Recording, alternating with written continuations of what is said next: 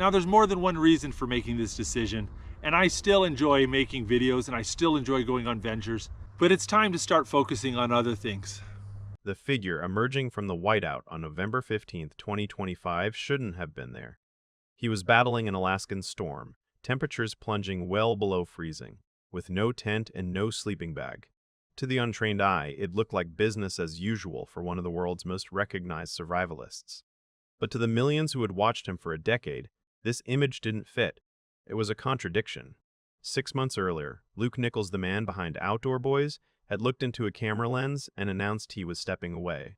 He had walked away from 15 million subscribers, closed a chapter on a decade of content, and retreated into the privacy he had long sought to protect. So why, in the dead of winter, was he back? He wasn't on his own channel. There was no fanfare, no monetization strategy. Something had drawn him out of retirement, something significant enough to revisit the public life he had deliberately left behind. And as the footage rolled, viewers began to realize that this wasn't a comeback. It was a gesture friendship won that came at personal cost. The video didn't appear on the Outdoor Boys' massive platform. It surfaced quietly on My Life Outdoors, a modest channel run by Luke's close friend Stephen Smith. The title was blunt: Camping in Snowstorm. No tent. But viewers familiar with the backstory understood the weight behind it. Earlier that year, Stephen had shared publicly that his wife Celesta had received a devastating diagnosis: triple-negative breast cancer. In videos posted to their channel, the couple explained that the cancer had spread to her lymph nodes and that they were facing an aggressive treatment timeline. The situation was difficult. With 4 children and a demanding chemotherapy schedule ahead, Stephen had scaled back filming to focus on caregiving just as medical expenses began to accumulate. In community posts and videos, the family acknowledged the financial strain they were navigating. Luke Nichols saw the situation clearly. He recognized that he had the platform to make a tangible difference, but doing so would require a sacrifice. To generate the visibility and revenue Stephen needed, Luke would have to step back into the spotlight he had deliberately left. He didn't just film a video, he redirected his influence. Every view, every ad dollar, every new subscriber directed to Stephen's channel represented a direct contribution to the family's stability.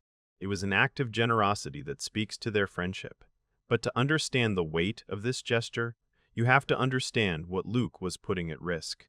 You have to understand why he stepped away in the first place. Because by all visible accounts, the man battling that snowstorm had reached his limit months earlier. Rewind to May 17th, 2025. The video was titled simply, "Goodbye." For those paying close attention, the signs had been visible for months. They just hadn't connected the dots yet.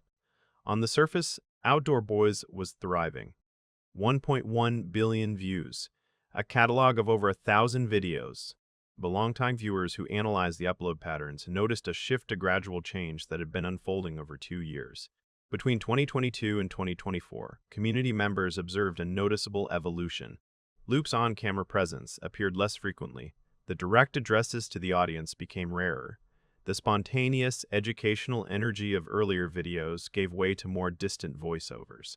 In footage from early 2024, viewers pointed out what appeared to be signs of significant fatigue, visible exhaustion around his eyes, hands showing the wear of constant outdoor work, a slower cadence in his speech that contrasted with earlier content.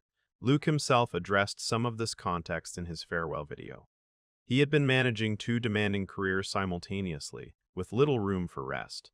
By day, he worked as a practicing attorney in Virginia, handling DUIs, criminal defense, and the pressures of court appearances.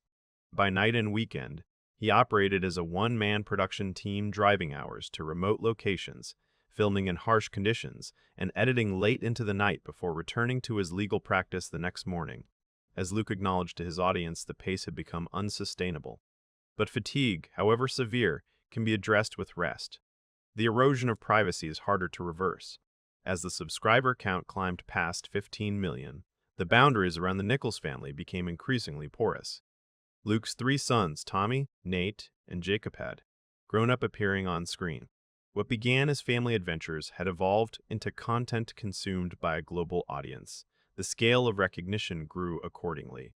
In his farewell video, Luke alluded to the challenges of raising children in public view.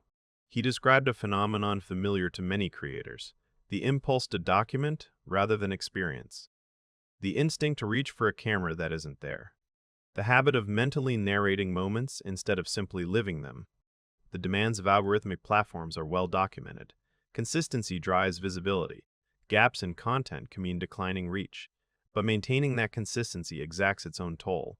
Luke came to a realization that many parent creators eventually face.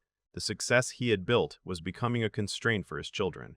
He had created financial security, but the trade-off was their anonymity. In May 2025, he made a choice. He ended the channel to prioritize his family's privacy. For 6 months, the silence held. No merchandise announcements. No update videos.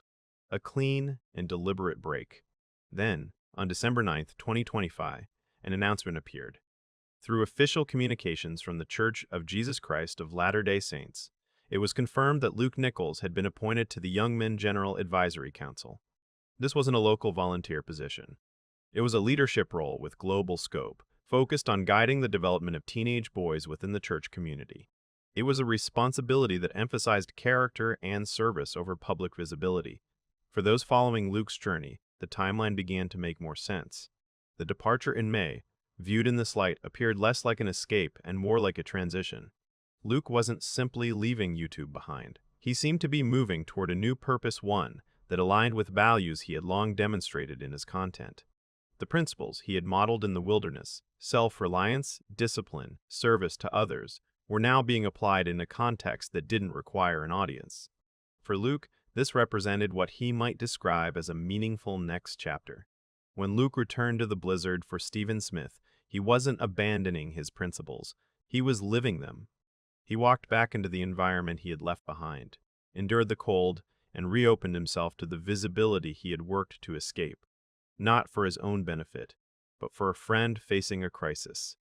The Outdoor Boys channel remains where he left it, a digital archive of a decade's worth of adventures. But Luke Nichols' impact isn't measured solely in view counts or subscriber numbers. It's reflected in the quieter work he's doing now, and in the tangible support he provided to a friend navigating one of life's hardest seasons.